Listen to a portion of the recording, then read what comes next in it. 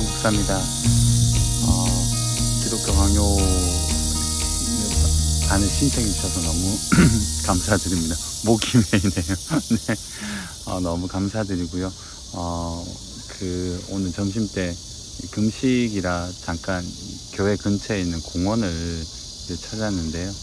여러분, 칼빈과 기독교 강요는 어떻게 보면 뗄래야 뗄 수 없는 관계입니다.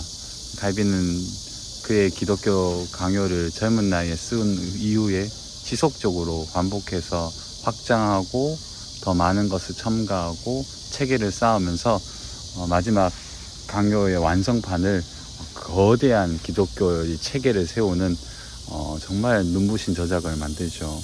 그러나 기독교 강요의 탁월함과 특별함은 그 내용에 있기도 하지만 초판부터 마지막까지 변함없는 일관성이 있습니다. 그 일관성이 뭐냐 하면 하나님 중심과 교회 중심과 그리고 하나님 영광을 위해서 이 땅에서 어떻게 그리스도인이 살아야 하고 그 그리스도인이 사는 방식의 어떤 형태를 성경과 그리고 체계적인 진수를 통하여서 교회를 통하여서 하나님이 그 모든 것을 이루어 주신다는 것을 설명하고 있죠. 기독교 강요를 읽어보면 가장 중요한 것은 하나님 중심적 내용이 있다는 것이 가장 중요합니다. 그래서 이 교리라는 게 너무나 당연한 것 같지만 요즘 시대는 하나님 중심이기보다 자아 중심인 거잖아요.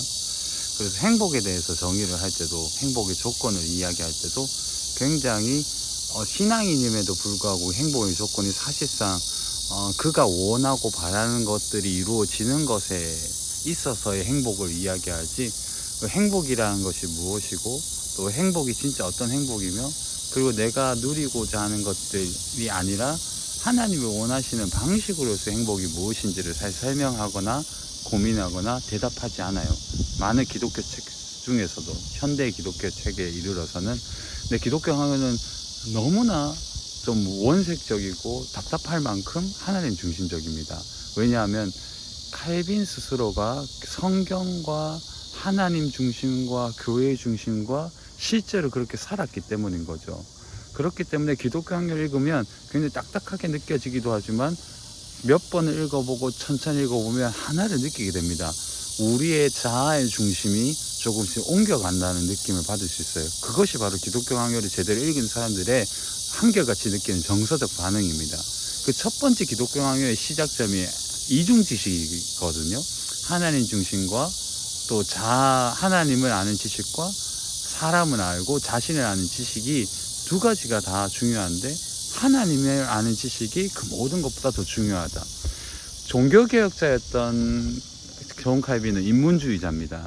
에라스무스는 완벽하게 인문주의자고 종교개혁에 가담하지 않았지만 첫 번째 시작점은 칼빈은 인문주의자로서 수많은 법학과 유명한 학교에서 많은 언어의 수준 높은 교육과 인문학자로서의 기라성 같은 교육을 받았어요. 그리고 어느 날 회심을 이후에 그 모든 인문학적인 시작점과 교육의 방식과 수많은 가졌던 지식의 체득과 능력들이 신앙 안에서 굴복을 하고 도약을 해서 신학을 전공하지 않았는데 기독교 강요를 집필합니다. 그것이 세상을 놀라게 하죠. 그리고 그 지식이 하나님을 아는 지식이 세상과 인간을 아는 지식보다 얼마나 대단한지에 대해서 그 기독교 강요를 통해서 보여주고 있는 겁니다. 그래서 기독교 강요가 읽을 때 깊이가 있고 그 당시에 사실은 고등학생 수준만 되면 읽을 수 있었던 느낄 수 있었던 거였지만 지금은 사실은 좀 우리 정서가 그렇지는 않죠. 그런 면에서 기독교 강요를 읽는다는 것은 굉장한 복이고 우리가 지금 읽으려고 하는 그 부분 그리스도의 삶의 부분은 현실과 경험에 준하는 귀한 고백이기도 합니다.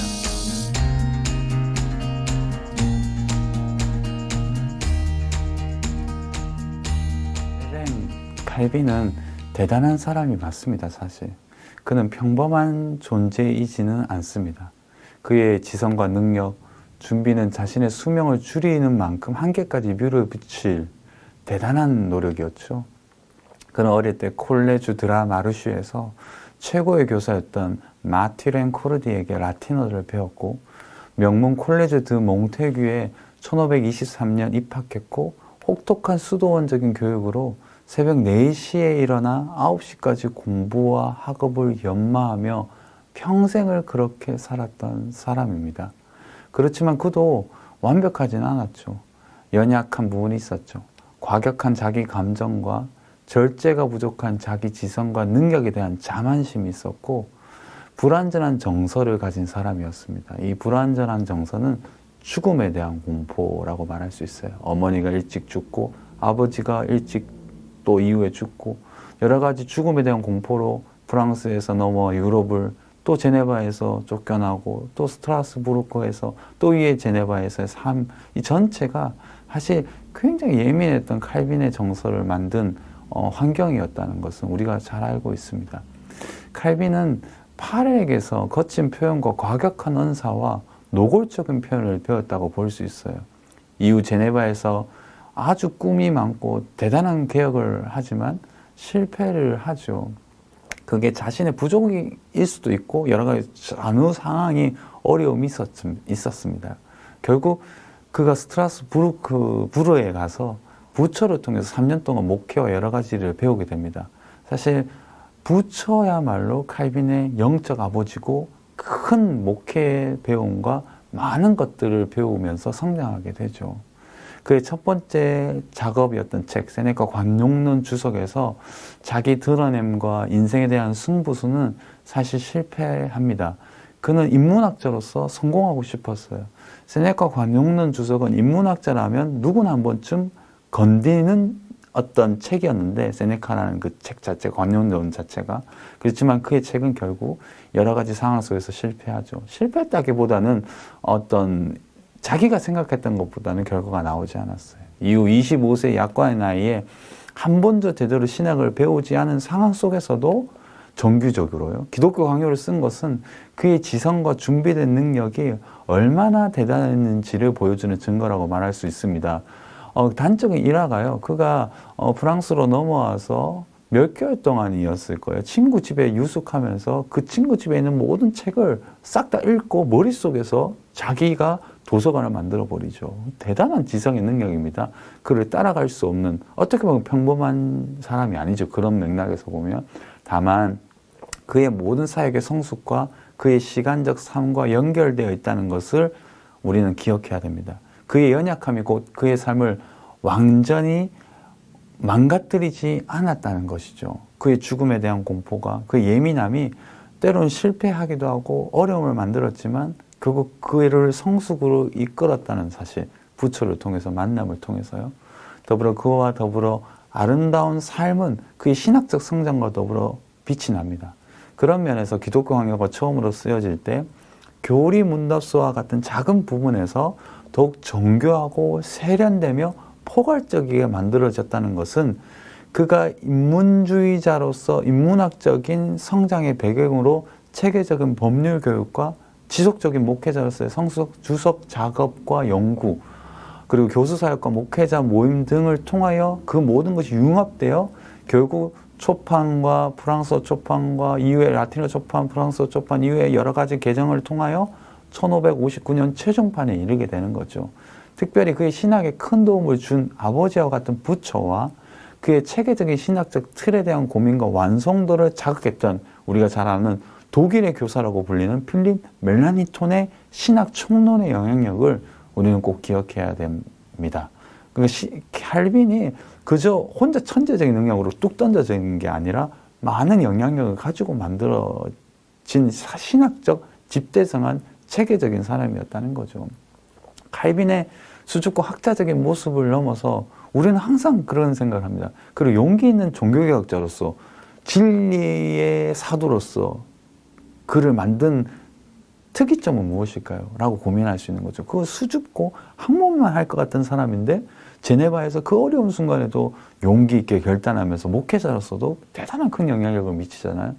그를 참된 성숙한 그리스도인으로서 책의 사람을 넘어 목회자로서 시대를 읽고 통찰하여 변화시키는 인물로 만든 것은 그의 진지한 성향이에요. 그 진지한 학문적 성향과 죽음에 대한 숙고와 신앙적인 어떤 뚜렷한 굵직굵직한 어떤 깊은 사색은 중심에 무엇이 있었는가 하면 모든 거룩한 지혜가 하나님을 아는 지식과 자신을 아는 지식에 구성되어 있다는, 지식으로 구성되어 있다는 것을 알았던, 그리고 그것을 통합했던 사고 덕분입니다. 그래서 이것을 받아들이면서 그는 그 무거운 헌신들과 무거운 헌신들과 어려운 삶의 사태들을 해결할 수 있었다는 거죠. 여러분, 사물과 환경을 넘어 본질을 찾으려는 몸부림은 인생을 새롭게 시작하는 발걸음에 정말 중요합니다. 그래서 기독교 인문주의는 학식 있는 경건이고 유연하고 적시성 있는 신학적 사고를 가능케 하는 학문이에요. 종교개혁자들이 다 인문주의자는 아니었지만 인문주의적 배경에서 성장했다는 것을 기억해야 됩니다. 오늘날 기독교 지성운동이 여러 가지 많은 부분에서 협소하죠. 너무 이분법적인 거죠. 학문마저도 외형주의에 빠져있죠. 우린 통합적 사고가 필요하다는 거죠. 그래서 우리가 칼빈을 통해서 오늘 첫 번째로 물어볼 수 있는 기독교적인 질문이 뭐냐 하면, 우리가 진심으로 현재를 변화시키고 현재를 개혁하고 현재 변화시킬 수 있는 것과 변화시킬 수 없는 것을 구분할 수 있는 힘, 그 힘은 뭐냐? 사색의 힘이고 숙고의 힘인데, 그 숙고할 수 있는 장소와 시간이 우리에게 있는지에 대한 질문입니다. 칼빈도 연약했고 죽음에 대한 공포가 있었고 여러 가지 실패가 있었지만 그의 인생에서 결국 하나님을 깊이 만나고 어느 시점에서 그는 그 자신의 회심과 깊이 하나님을 경험했던 것에서 침묵을 해요. 정말 그는 그의 이야기를 잘 하지 않아요. 시편 주석이 어느 정도 좀 나오지만 시편의 주석 앞절에 그는 굉장히 침묵하거든요. 그럴지라도 그의 변화의 동기를 통해서 기독교 강요가 태어난다는 거죠. 그의 평생의 최고의 저작인 거죠. 여러분, 우리는 숙고할 시간이 필요합니다. 성경을 깊이 묵상할 시간이 필요하고 책을 읽는 시간이 필요해요. 그래서 저는 오늘 여러분들에게 하나의 책을 소개시켜 드리려고 합니다. 최근에 나온 존 칼빈의 기독교 강요 프랑스어 초판이에요. 이 프랑스어 초판이 왜 중요한가 하면 굵직굵직한 변화가 여기에서 감지되고 기독교 강요의 최종판에 이르는 큰 거대한 체계가 여기에서 나타나요. 더불어 그가 프랑스 자기의 고향, 민족, 백성을 향한 교리문답서로서 가장 중요한 이야기를 다 담았다. 그리고 그들에게 큰 선물로 안기겠다고 쓴 책이 바로 이 책입니다.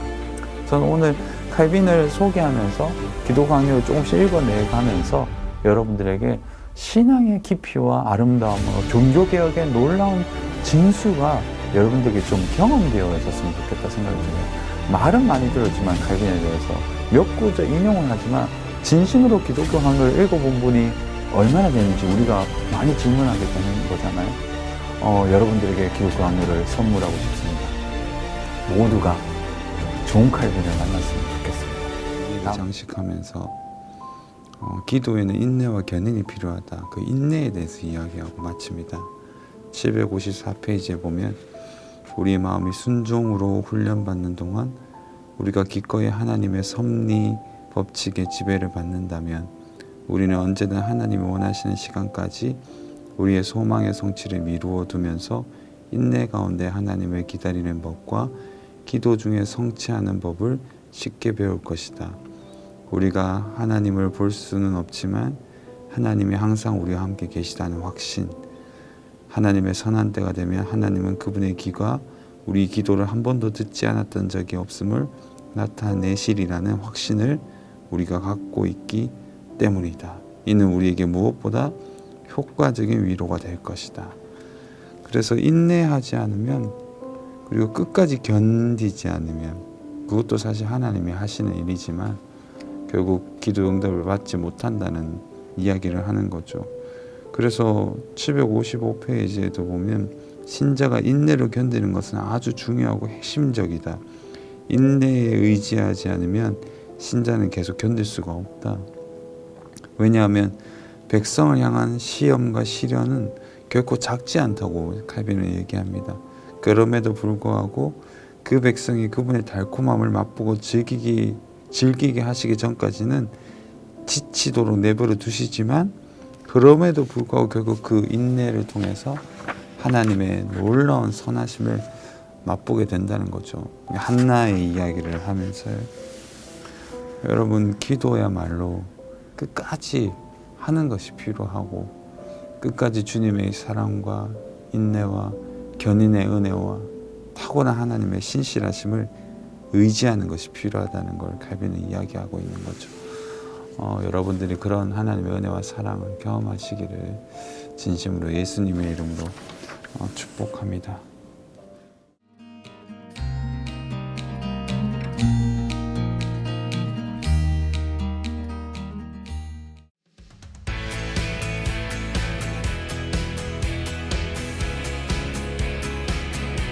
다양한 관점에서 하나의 사람을 바라봐야 한다는 생각, 특정한 시각을 떠나고 그리고 모순을 넘어서 분명한 객관적 얼굴을 보고자 하는 열망은 모두가 가지고 있는 소원입니다. 하지만 결국 우리 모두는 정확한 분석과 의미를 추론할 수 없는 뿌리 깊은 한계를 인식하고 있죠. 자신과 타인을 바라볼 때 어느 정도의 객관과 해석된 주관을 분명히 충분히 고려해야 한다는 뜻입니다.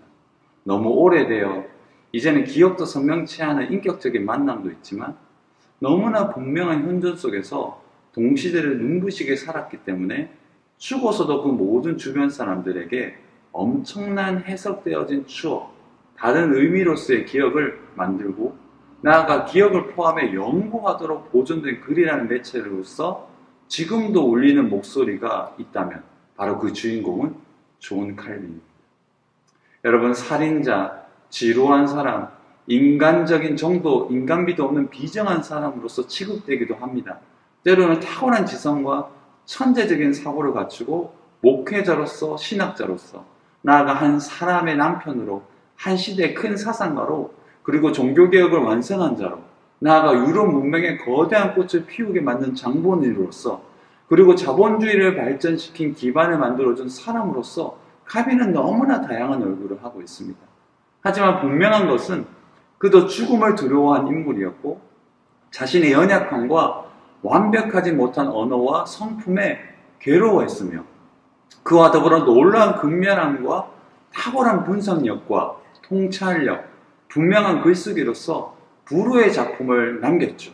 또한 스트라스부르크와 제네바에서 언제나 늘 회중을 사랑하는 목회자로서 영원한 이방인으로서 순례자로서 살았다는 것도 우리는 기억하고 있습니다. 여러분, 많은 오해와 과대한 분석과 해석이 난무하는 칼빈일지라도 그를 긴 세월 동안 지켜본 베자의 글은 유념할 필요가 있습니다. 베자는 이렇게 얘기합니다. 지금까지 만나본 사람 중에서 칼빈처럼 유쾌한 사람을 만나본 적이 없다. 16년 동안 칼빈의 행동을 지켜본 사람으로서 지금 내가 분명히 말할 수 있는 것은 우리가 만날 수 있는 가장 아름다운 그리스도인의 인격을 칼빈 안에서 볼 수 있었다는 점이다. 이런 모습은 비판하기는 쉽지만 흉내내기는 쉽지 않다. 칼빈의 친구이자 동료였던 베자. 여러분, 바로 이 베자의 이야기는 칼빈을 이해할 때 조금 고민해 볼 필요가 있는, 숙고할 필요가 있는 내용인 거죠. 여러분, 칼빈은 한 권의 책의 사람으로서 각인됩니다. 그것은 바로 기독교 강요입니다. 이 책의 완전한 제목은 기독교 강요, 즉 구원론을 이해하는 데 필수적인 제반사항과 경건의 기호를 거의 망라했고 경건에 열심히 있는 사람이라면 누구나 충분히 일독할 가치가 있는 저서, 이게 바로 기독교 강요의 정확한 이름입니다. 이 첫 번째 책 1536년 판 기독교 강요는 프랑스에서 쓰고 바젤에 머무르는 동안 완성시켰습니다. 그곳에서 1536년에 토마스 플라토와 발다자르 라시우스를 통해서 출판되었습니다. 1536년 기독교 강요 초판의 목적은 프랑스 개신교도인들에게 알맞은 교리문답 교육에 성경을 담아 복음의 내용을 설명해 주려고 했는 거죠. 그의 나이 27세였고요. 그의 기독교 강요 초판은 1536년 프로테스탄트가 박해받으면서 자신의 입지가 위험해지자 스위스 바질로 도망가 거기서 대부분 완성했습니다. 이 초판에서 시작해서 마지막 최종판인 1559년에 비교하면 전체적인 그 사상과 구조에는 크게 변화가 없어요. 그렇지만 통일되는 분명한 교리와 경건에 대한 중요한 주제가 연합되어 분리되지 않고 흐르고 있다는 것이 굉장히 귀합니다. 또한 초판 안에 칼빈 결의의 정수가 모두 포함되어 있기 때문에 타결한 사상의 일체성과 놀라움은 기독교 강요의 가치를 더욱 귀하게 만드는 거죠. 여러분 20년을 거치면서 썼는데 아무리 많은 내용이 불어나도 충분히 만족스러운 교회학 교재가 되었다고 할지라도 기독교 강요를 통해 사람들의 경건을 강화시키고 성경을 더 잘 이해하게 함으로써 그들이 그리스도와 그리스도의 구원을 더 잘 알 수 있게 하려는 목적은 변함없이 그대로 유지되었다는 것이 정말 탁월한 기독교 강요의 특징이고 칼빈 사상의 진수를 보여주는 내용인 거죠. 무엇보다 칼빈에게 있어 르네상스 인문주의적 기반, 그의 학문성과 탁월한 인문주의적 능력은 인간의 발견이라는 큰 핵심과 함께 그의 놀라운 핵심으로 말미암아 참된 복음으로서의 변화된 경건과 합의하여 큰 영향을 미쳤다고 볼 수 있습니다. 사실 이 르네상스 인문주의, 기독교적 르네상스 인문주의는 이후에 나중에 한번 설명해 드리겠는데요. 기독교적 르네상스 인문주의가 없이는 종교개혁은 일어날 수 없었다는 것이 정설인 거죠. 결론적으로 칼빈은 성경을 참되게 해석하고 설교하는 것과 다른 교리를 가르치는 것이 함께해야 한다고 생각한 사람입니다. 설교와 교리의 가르침이 함께해야 된다고 생각했어요. 참된 진리를 향한 분명한 외침이 없이는 결코 바른 회개와 개혁이 일어날 수 없고, 또한 참된 교리적 가르침이 없이는 탁월한 하나님의 역사하심과 하나님의 놀라운 일하심을 경험할 수 없다고 얘기를 했습니다.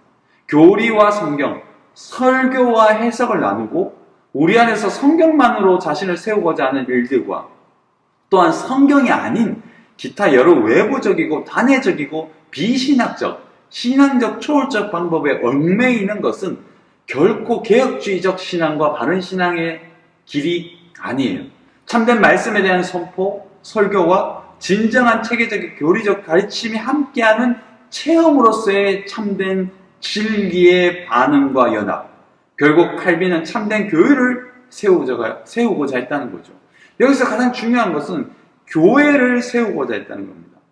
기독교 강요는 바로 이런 큰 통합적이고 보편적인 원리 속에서 참된 진리의 진술과 그 진리 안에서의 성경이 아름답게 목소리를 높이고 그 속에서 인간이 참되게 그리스도의 빛으로 새롭게 호흡하는 놀라움을 경험하게 한다는 거죠.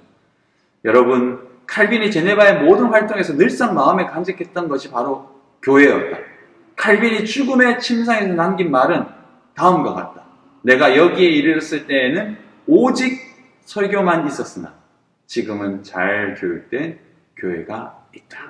우리가 왜 기독교 강요를 읽고 칼빈을 중요하게 생각하는가 하면 칼빈의 천재성이나 그의 위대함이나 그 저서에 얽매이는 것이 아니라 기독교 강요가 가진 참된 진리의 진술이 아름답기 때문이에요. 그것이 성경적이기 때문인 거죠. 여러분들 기독교 강요를 만나기를 바라고, 특별히 기독교 강요의 마지막 장에 있는 그리스도인의 삶에 대한 부분은 너무나 아름다워요.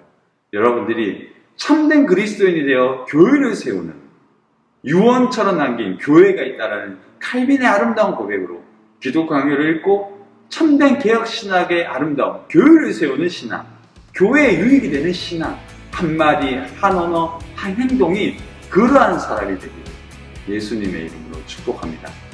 기독교 강요로 만나도록 하겠습니다.